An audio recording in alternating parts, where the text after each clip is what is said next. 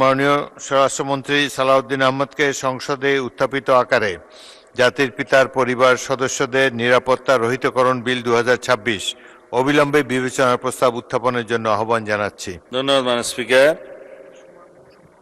আমি সালাউদ্দিন আহমদ, মন্ত্রী, স্বরাষ্ট্র মন্ত্রণালয়, প্রস্তাব করছি যে জাতির পিতার পরিবার সদস্যগণের নিরাপত্তা আইন 2009 রহিতকরণ কল্পে আনিত বিলটি জাতির পিতার পরিবার সদস্যগণের নিরাপত্তা রহিতকরণ বিল 2026 অবিলম্বে বিবেচনার্থে গ্রহণ করা হোক।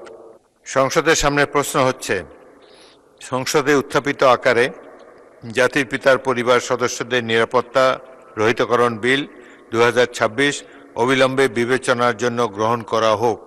যারা এই প্রস্তাবের পক্ষে আছেন তারা হা বলুন, যারা এই প্রস্তাবের বিপক্ষে আছেন তারা না বলুন।